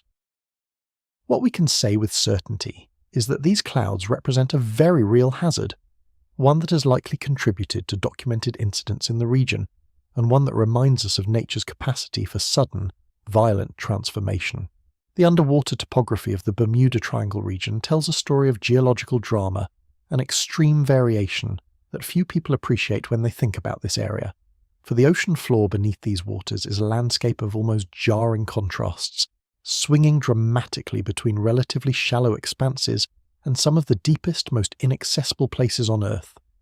The region encompasses the Puerto Rico Trench, which descends to approximately 28,232 feet below the surface, making it one of the deepest oceanic trenches in the entire Atlantic Ocean, and creating a space so profound that the pressure there would crush almost anything not specifically engineered to withstand it. This is a depth where sunlight cannot penetrate, where the temperature hovers just above freezing, where the darkness is absolute and complete, and where humans have rarely ventured, making it a frontier as unexplored and mysterious as the surface of distant planets. Yet just miles away from this profound abyss, there are shallow shoals where the water might be only dozens of feet deep, creating abrupt transitions in depth and underwater topography that have profoundly affected navigation, ocean currents, and marine life patterns in the region for millennia. These dramatic changes in depth create complex patterns of ocean currents, eddies, and upwellings that can be unpredictable and powerful, moving with tremendous force through the water, and capable of pushing or pulling a ship off course with surprising ease, especially if that vessel is small or if its crew is inattentive. The underwater mountains, ridges, and trenches also affect how waves form and propagate through the water, potentially creating conditions where sudden, large waves can appear with less warning than in other parts of the ocean. And these rogue waves have been implicated in several maritime disappearances both within the Bermuda Triangle and in other regions where similar underwater topography exists. Furthermore, the complex underwater landscape influences water temperature, salinity, and density stratification, all of which affect buoyancy and the way objects sink or float, and these factors might play a role in why some wreckage is never recovered from this region, as objects might sink to depths or into areas that are extremely difficult to search. The geological drama beneath the surface, the shifting plates, and the great trench that marks a boundary between tectonic forces reminds us that the solid Earth is not actually solid at all, but is in constant motion, constantly changing, constantly rearranging itself in ways that we can only dimly perceive from the safety of the surface. This underwater world, with its extremes of depth and its sudden transitions, is in many ways more alien to human experience than the night sky above. Yet it is here, beneath us, present and real, influencing every journey made across these waters. The human factor represents perhaps the most grounding and pragmatic element of the Bermuda Triangle story. the reality that must be acknowledged and accepted by anyone who wishes to understand this region with clarity and honesty. The area encompassed by the Bermuda Triangle is one of the most heavily trafficked shipping corridors in the world, with countless vessels passing through its waters every single day, carrying cargo, passengers, and crews to and from ports across the Caribbean, North America, and beyond. Similarly, it is a major aviation corridor with numerous flights daily crossing the skies above this region, connecting major cities and serving millions of passengers annually. And this enormous volume of traffic means that statistically, simply by the law of large numbers, there will be some percentage of vessels and aircraft that experience problems or disappear. When researchers examine the actual data of disappearances and incidents in the Bermuda Triangle region compared to other ocean regions with similarly heavy traffic, a surprising and somewhat anticlimactic truth emerges. The number of disappearances is not significantly higher than what would be expected based on the volume of traffic and the inherent dangers of maritime and aviation travel. The ocean is dangerous, inherently and always, and airplanes occasionally crash, ships occasionally sink, and people occasionally perish. Despite all our technology and precautions, and these tragic events occur with a frequency that is roughly proportional to how much maritime and aviation activity is taking place. When one accounts for the extraordinary amount of traffic passing through the Bermuda Triangle region, the frequency of incidents actually falls within the normal range, suggesting that this area, while certainly worthy of respect and caution, as any ocean region is not particularly more dangerous than any other comparable stretch of sea. This realization can be somewhat disappointing to those who have become enamored with the mystery and the mystique of the Bermuda Triangle, yet it is also liberating in its way, because it suggests that we do not need to invoke mysterious forces or supernatural explanations to account for the disappearances that have occurred here. The institutions that would be most motivated to recognize the Bermuda Triangle as an exceptional danger, those whose entire business models depend on assessing maritime and aviation risk, have declined to do so, which speaks volumes about the actual statistical danger posed by the region. Lloyd's of London, the world's largest marine insurance market, the institution that has been assessing maritime risk since the 17th century, and which maintains the most comprehensive databases of maritime incidents, does not classify the Bermuda Triangle as a particularly dangerous area deserving of higher insurance premiums or special warnings. Similarly, the United States Coast Guard, the institution responsible for search and rescue operations in American waters and the authority on maritime safety in this region, does not officially recognize the Bermuda Triangle as an area of unusual danger, and has gone on record to state that the number of incidents there is consistent with other ocean regions. These are not institutions prone to underestimating danger or to dismissing legitimate safety concerns, for their credibility and their financial interests depend on accurately assessing and responding to genuine hazards. If they do not recognize the Bermuda Triangle as exceptionally dangerous, it is because, based on the data available to them, it simply is not. If you're still awake, you're doing great. Subscribe to the Calm Archive if you haven't already. A new sleep story arrives every single day. Now, let's drift deeper into the ocean, past the clouds and the surface concerns, into the profound blue where the real mystery of this region quietly unfolds beneath our conscious awareness, where the tectonic forces continue their ancient work, where the currents move according to laws both elegant and strange, and where the truth about the Bermuda Triangle rests not in supernatural explanations, but in the quiet, patient revelation of natural forces so complex and so vast that they need no embellishment to inspire awe and wonder. When we shift our attention from the surface storms and legends of the Bermuda Triangle, we descend into a realm that exists far below the reach of ships and planes, into a world that has only recently begun to reveal its mysteries to human eyes. The ocean floor of the Bermuda Triangle holds evidence not of supernatural disappearances, but of something far more ancient and profound. A geological history stretching back millions of years, written in rock and sediment and the bones of creatures that have long since vanished from the earth. To understand what truly lies beneath these waters is to understand that mystery itself need not be explained by the impossible. Sometimes the real wonders are hiding in plain sight, waiting only for us to look closely enough. In recent decades, scientists and explorers have sent submersibles deep into the Atlantic waters surrounding the Bermuda Triangle, machinery filled with human curiosity, descending through layers of darkness and pressure that would crush an unprotected body in moments. These expeditions have revealed the topography of the seafloor with unprecedented clarity, mapping underwater mountains and valleys, documenting the geological structures that shape the ocean currents and weather patterns above. What emerged from these explorations was not a graveyard or a vortex, but a landscape as complex and beautiful as any mountain range on land, a realm where geology and biology have written stories across millions of years. The submersibles carried sensitive equipment and cameras that could capture images in the absolute darkness of the deep, and with each descent they brought back photographs and data that reminded us of how much of our own planet remains unexplored and unknown. One of the most fascinating underwater formations in the region has long captured the imagination of both scientists and treasure hunters alike. The Bimini Road, located off the coast of the island of Bimini in the Bahamas. This formation consists of parallel rows of large rectangular stones arranged in neat patterns on the seafloor, and when these underwater structures were first discovered in the 1960s, they sparked immediate speculation and wonder. Some researchers and enthusiasts claimed that the Bimini Road was evidence of the lost city of Atlantis, that here, preserved beneath the waves, was proof of an ancient advanced civilization that had been swallowed by the sea. The idea captured imaginations around the world, feeding into the growing mythology of the Bermuda Triangle as a place where the impossible might be real, where lost civilizations could have once thrived before vanishing beneath the waves. Yet when scientists examined the Bimini Road more carefully, as they descended in submersibles to observe it up close and gather geological samples, a different story emerged. The stones that appeared to be carefully arranged by human hands were actually natural beach rock formations, the product of purely geological processes operating over thousands of years.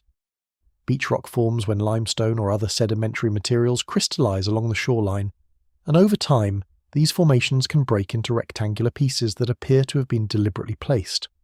What had seemed like evidence of human engineering was instead a testament to the patient, systematic work of nature itself, to the slow transformations that reshape our world across millennia.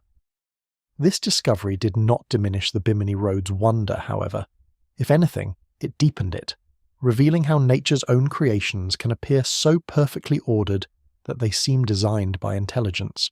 The formations remain one of the most striking geological features in the Caribbean, and scientists continue to study them because they tell us about ancient sea levels and the history of the islands themselves. As we move deeper still into the waters surrounding the Bermuda Triangle, we encounter formations that seem almost beyond description in their majesty, the blue holes. These are among the most remarkable geological features on Earth, enormous underwater sinkholes that appear as dark, impossibly deep circular openings in the seafloor, surrounded by shallow turquoise waters that create a stunning contrast visible even from the air. The blue holes are found throughout the Caribbean, with particular concentrations near the Bahamas, and they range in size from small cavities barely larger than a swimming pool to massive structures hundreds of feet across. These sinkholes were formed over thousands and thousands of years as slightly acidic rainwater percolated through the limestone landscape, slowly dissolving the rock from within and creating vast hollow chambers. As sea levels rose and fell with the ice ages, these hollow chambers eventually flooded with salt water, and the openings to these underwater caverns became the blue holes we observe today. What makes the blue holes particularly fascinating to scientists is the complex chemistry and layering of the water within them. Many of these sinkholes contain layers of water with distinctly different chemical compositions, creating what researchers call a stratified water column. In some cases, the upper layers contain normal seawater, rich with oxygen and teeming with life, while the lower layers are composed of water that has become anoxic, completely devoid of oxygen. This happens because the blue holes are semi-isolated from the surrounding ocean. Water enters and leaves, but the circulation is slow and limited, allowing the lower waters to become stagnant and depleted of oxygen over time. In this airless environment, nothing can decompose quickly, and organic material, the remains of creatures that died and sank to the bottom, ancient plants and other organisms, becomes preserved in a state of remarkable completeness. Scientists have discovered layers of preserved remains stretching back thousands of years, creating a record of life and death in these waters that spans millennia, a natural archive of biological history written in bone and shell and sediment. The most famous and most studied of all the blue holes is Dean's Blue Hole, located off the coast of Long Island in the Bahamas, named after the treasure hunter who first documented it. Dean's blue hole descends to a depth of 663 feet, making it the deepest known blue hole on Earth, a depth that places it well beyond the range of recreational scuba divers and requires specialized submersibles and deep-water exploration equipment to fully explore. When explorers first began mapping Dean's blue hole with modern equipment, they discovered that its walls are lined with the entrances to underwater cave systems, openings that lead into passages and chambers that extend into the surrounding limestone. These caves appear to connect to other blue holes in the region, creating an intricate underground network that stretches for unknown distances beneath the seafloor. The water flowing through these cave systems carries with it information about the aquifer systems that underlie the Bahamas, and by studying the chemistry and movement of water through these caves, scientists have begun to understand the ancient geological history of the islands themselves. The blue holes and the cave systems connected to them have provided scientists with invaluable insights into the ancient climate history of the Caribbean and the movements of sea level across thousands of years. Stalactites and stalagmites that formed in these caves when they were above sea level now hang underwater, preserved in a state of stasis, their chemistry recording information about the atmospheric conditions and rainfall patterns of ancient times. By analysing these mineral formations, scientists can reconstruct how much rain fell in the region hundreds or thousands of years ago, and by understanding sea level changes, they can piece together the climate history of the entire region. The blue holes have become outdoor laboratories where the Earth's past is written in stone and water, and each new exploration brings discoveries that help us understand our planet's complex and ever-changing climate. Beyond these specific formations, the deeper parts of the Atlantic around the Bermuda Triangle reveal an ocean floor of extraordinary beauty and complexity, a landscape that appears alien and impossible when first observed, but is the result of millions of years of geological processes. The continental shelf slopes away into progressively deeper waters, and as it does, the character of the seafloor transforms. The shallow reefs and sandy bottoms of the continental shelf give way to the abyssal plains, broad flat expanses of seafloor that lie thousands of feet below the surface, covered in a fine ooze composed of the microscopic skeletal remains of creatures that lived and died in the surface waters above. This organic ooze, accumulated over millions of years, tells the story of life and death in the oceans, a continuous rain of tiny remains that has been falling to the bottom of the sea since life first emerged in the surface waters. The creatures that inhabit these deep waters are among the most extraordinary organisms on Earth, life forms that have adapted to an environment of absolute darkness, near freezing temperatures, and pressures that would instantly crush a human body. In the deep waters surrounding the Bermuda Triangle, and indeed throughout the Atlantic, creatures have evolved that seem to belong more to science fiction than to the natural world. Many of these deep-sea organisms produce their own light through a process called bioluminescence, chemical reactions within their bodies that generate photons and illuminate the eternal darkness of the deep. When submersibles descend into these depths, their lights reveal a world ablaze with bioluminescent displays, creatures flashing and glowing in patterns that may communicate with other organisms or may serve to attract prey. Fish with enormous teeth and distended jaws, creatures that seem all mouth and hunger, glide through the darkness hunting for the rare scraps of food that drift down from the productive waters far above. Tube worms and other creatures cluster around hydrothermal vents, drawing energy not from sunlight, but from the chemicals that pour out of the Earth's crust, thriving in an environment that would kill most organisms almost instantly. These deep-sea ecosystems represent some of the most resilient and remarkable biological communities on Earth, proof that life can flourish under conditions we might once have thought impossible. The creatures that live in these depths have inspired scientists and explorers who recognize in them a reminder that our planet continues to surprise us, that there are still vast realms where life pursues its ancient patterns far from human knowledge or observation. The beauty of these creatures and ecosystems lies not in their rarity or in their danger, but in their sheer existence, in the fact that in the darkness and cold of the deep ocean, life finds a way to continue its ancient project of adaptation and survival. When we think of the mysteries of the Bermuda Triangle, we might do well to remember that the greatest mysteries are not those of disappearance or disaster, but those of understanding a world so vast and so deeply unknown that we are only beginning to comprehend its true dimensions.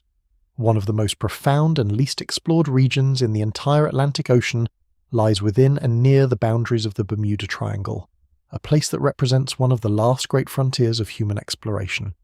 This is the Puerto Rico Trench, the deepest point in the entire Atlantic Ocean, a submarine canyon that descends to depths of nearly 28,000 feet, making it deeper than Mount Everest is tall. The Puerto Rico Trench marks the boundary where the oceanic crust is being forced deep into the Earth's mantle along a subduction zone, a geological process that has been shaping the landscape of the Caribbean for millions of years. This trench remains largely unexplored and poorly understood, not because of any supernatural forces or mysterious conditions, but simply because of the tremendous difficulties involved in reaching and studying such depths. To visit the Puerto Rico Trench requires submersibles capable of withstanding pressures thousands of times greater than atmospheric pressure at the surface, machinery that is extraordinarily expensive to build and operate. Only a handful of such vehicles exist on Earth, and expeditions to the deepest parts of the ocean are rare events, scientific endeavours that require years of planning and millions of dollars in funding. The few expeditions that have visited the Puerto Rico Trench have returned with remarkable discoveries.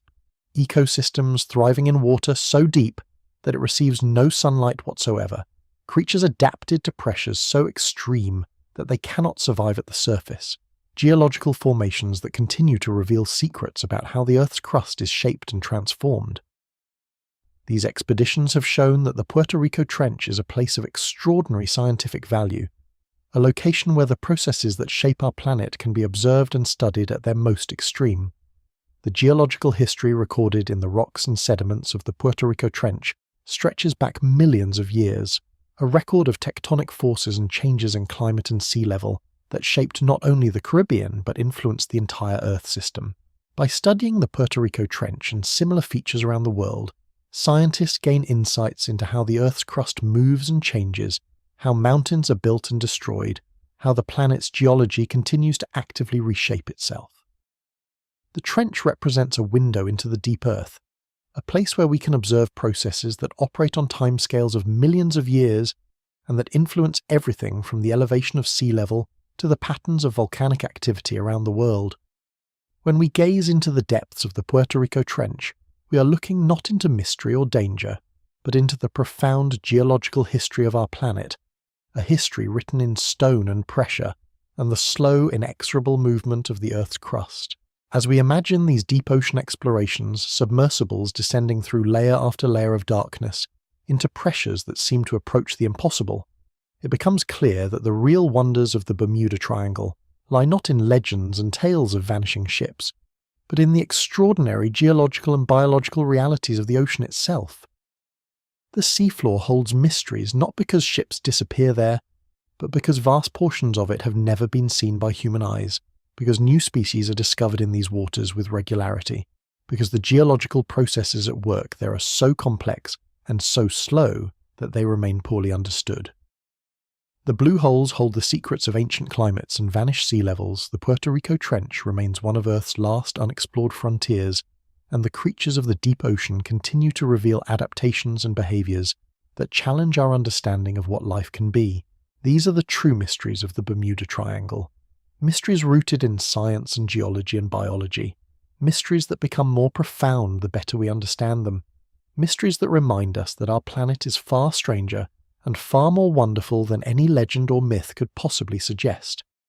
In the midnight realm where sunlight never penetrates, there dwell creatures that have evolved to thrive in conditions that seem utterly hostile to life. Creatures that glow and pulse with their own light. The anglerfish carries a bioluminescent lure that dangles from a specialized fin ray, drawing prey toward the darkness of its enormous mouth, its body a study and adaptation so extreme that the males fuse permanently with the females, becoming one organism, a fusion that speaks to the desperation for reproduction in waters where encounters with potential mates are vanishingly rare. The vampire squid drifts through the deep ocean like a living nightmare rendered in soft tissue and chromatophores, capable of producing light shows across its entire body, of turning itself inside out as a defensive mechanism, of surviving in the oxygen minimum zone where the water holds so little dissolved oxygen that most creatures cannot possibly exist. The crystal jellyfish, a creature of ethereal beauty, carries within its body a protein that glows with a soft green luminescence, a protein that has become a crucial tool for medical research and cellular biology. so that in studying these creatures of the deep we have learned to see inside ourselves in entirely new ways. Descending further still, past the last of the creatures that use bioluminescence, one encounters the hydrothermal vents, the black smokers, the places where the Earth's internal heat and chemical richness break through into the ocean's depths, creating plumes of superheated water laden with minerals and chemical compounds that have never seen sunlight. Around these vents, in waters hot enough to melt lead, entire ecosystems have evolved, chemosynthetic communities where bacteria that feed on the chemistry of the vents form the base of a food chain that leads to tube worms of impossible length, to blind crabs, to fish that have never known a world illuminated by the distant sun, all of them sustained by chemical processes rather than by light, all of them proof that life will find a way to exist in virtually any environment if the chemistry is right. The Sargasso Sea exists as perhaps the most unusual maritime region in all the world's oceans, a sea that is defined not by any coastline but entirely by the circulation of its currents. Named for the free-floating sargassum seaweed that concentrates within its waters, the Sargasso Sea overlaps significantly with the region designated as the Bermuda Triangle. Within the Sargasso Sea exists an entire ecosystem dependent on the floating mats of sargassum, a world of creatures specialized to live among the fronds and floats of the seaweed, creatures that have evolved in the presence of this particular environment over millions of years. The waters of the Sargasso are notably clear, lacking the productivity that characterizes most of the world's oceans, creating a kind of blue desert at sea, a region that mariners have historically feared for its alleged ability to trap ships in mats of seaweed so dense that vessels could not escape. The ancient wrecks that have been discovered on the ocean floor in the Bermuda Triangle region bear witness to centuries of maritime history. These wrecks, when found and explored by submersibles, reveal the consequences of the ocean's power, the way in which wooden hulls splinter and scatter, the way in which metal corrodes and oxidizes, the way in which the bones of a ship eventually become the bones of a reef, incorporating themselves into the ecology of the deep, becoming substrate for coral and sponge and all the slow-growing animals that transform a wreck into a living ecosystem. The Bermuda Triangle stretches across the waters of our world today much as it did centuries ago, yet the ships that sail through its currents and the planes that cross its skies move with a confidence born of modern technology and accumulated knowledge. GPS satellites trace their paths with precision measured in meters, communication systems connect them instantaneously to the world beyond the horizon, and weather stations forecast the temperamental Atlantic with increasingly remarkable accuracy. Thousands of vessels pass through these waters each year without incident, their journeys documented and tracked, their movements known to those who care to monitor them, and still we find ourselves drawn to the mystery of this place. Still, we wonder what it means that for all our technological advancement, for all our instruments and our systems and our satellites, we have not diminished the essential mystery of the Bermuda Triangle one iota.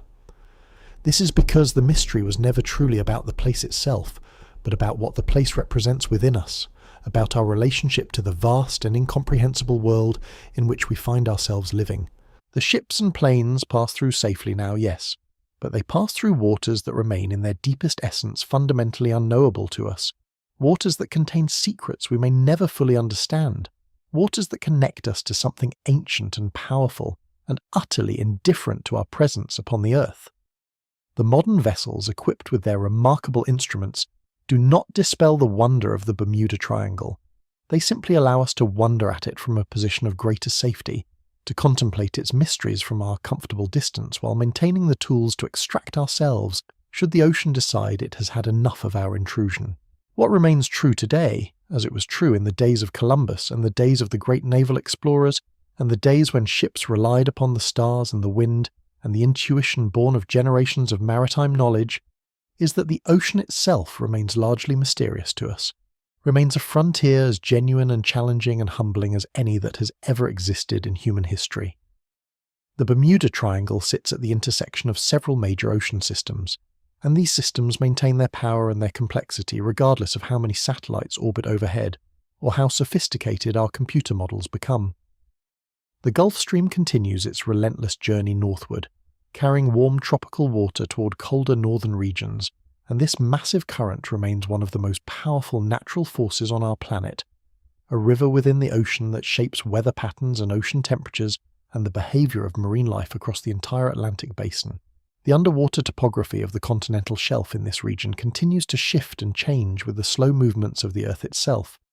The trenches and ridges that map the seafloor continue their ancient dance, and all of these factors combined create a place that deserves our respect and our wonder, even in this age of unprecedented technological capability. Consider for a moment the sheer scale of the ocean that contains the Bermuda Triangle, the vast expanse of water that covers more than 71% of our entire planet. Of that enormous volume of water, of that endless blue that stretches from pole to equator and circles the entire globe in an endless ribbon of salt and mystery, we have explored less than 5%, less than 1/20th of the ocean that gives us breath and shapes our climate and contains more species of life than all the terrestrial ecosystems of the world combined. We have mapped the surface of the moon with greater precision and detail than we have mapped the floors of our own oceans. And we have photographed distant planets and stars with clarity that reveals their composition and their age and the nature of their geological history. Yet the deepest trenches of the ocean remain largely unknown to us, visited only by the most specialized equipment and the most intrepid explorers.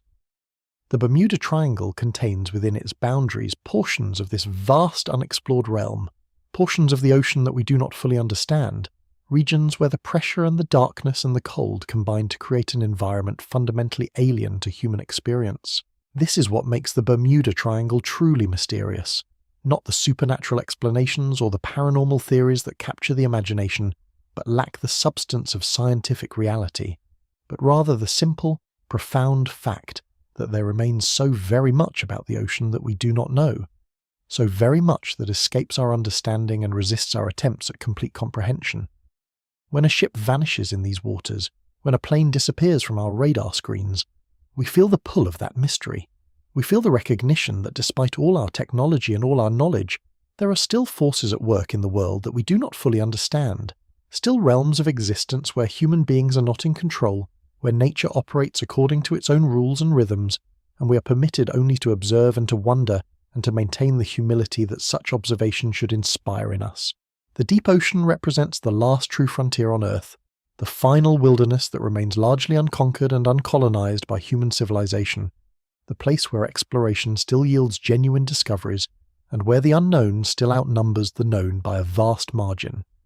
We speak often of space exploration as the final frontier, of the vast cosmos beyond our atmosphere, and the unimaginable distances between the stars. Yet that frontier is known to us primarily through observation at a distance, through telescopes and spectroscopy, and the analysis of light that has travelled for years to reach our instruments. But the ocean, the deep ocean in particular, remains a frontier that we might yet explore, that we might yet penetrate with advancing technology and courage, and the kind of scientific determination that has always driven humanity toward understanding. The Bermuda Triangle sits upon some of the oldest and most complex ocean systems on our planet, and within its waters and beneath its waves there exist phenomena that we are only beginning to understand, processes and patterns that continue to reveal themselves slowly to those patient and dedicated enough to study them. And so the Bermuda Triangle endures not as a place of supernatural mystery, but as a place of natural wonder, as a reminder of the enormous gaps in our knowledge, as a symbol of the beautiful humility that the natural world continues to demand of us. Ships and planes pass through it daily now, their crews aware of the Triangle's reputation, perhaps, but confident in their technology and their training, and the vast majority of them arrive at their destinations without incident, without drama, without any of the catastrophe that popular imagination seems to associate with these waters. Yet something in us continues to find this place significant, continues to regard it with a kind of reverence that transcends the statistical likelihood of disaster, continues to see in the Bermuda Triangle something that speaks to a deeper part of our understanding. Thank you for spending this time with the Calm Archive, for allowing yourself to sink into this meditation on one of the world's great mysteries. And if you'd like more stories like this, if you find yourself drawn to the strange and the mysterious and the beautiful, then subscribing really does make a difference to us and helps us continue to create content that soothes and inspires and nourishes the thoughtful, curious part of you that wonders at the world. Sweet dreams. And now, as we come to the close of this journey through the Bermuda Triangle, let us drift away from the realm of facts and figures from the history and the science and the human stories that we have explored together, and let us find ourselves instead in the gentle, rocking embrace of those Atlantic waters under the vast canopy of stars that has guided travellers for millennia. Picture yourself upon the warm surface of the ocean, the Gulf Stream carrying you slowly northward, the water around you heated by the tropical sun that set hours ago and now exists only in your memory and in the residual warmth that radiates upward from the deep. The water beneath you is infinitely deep, stretching down through layers of increasing darkness and pressure to the abyssal plains where strange creatures with bioluminescent eyes navigate the complete darkness that has never known the touch of sunlight.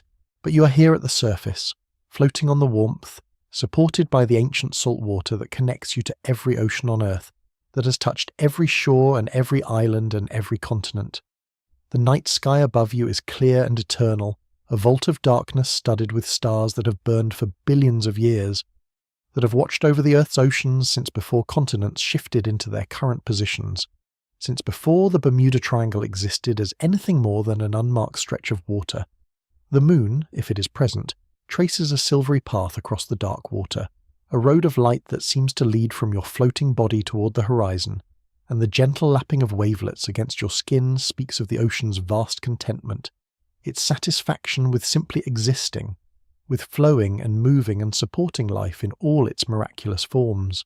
The warm Gulf Stream water rocks you with the gentlest of motions, the movement so subtle that you can barely distinguish it from the stillness, so calming that your breathing naturally begins to synchronize with the rise and fall of the swells that form and dissolve around you.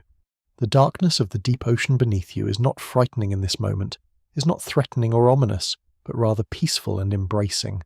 A darkness that represents rest and renewal and the deep fundamental stillness that exists at the heart of all things.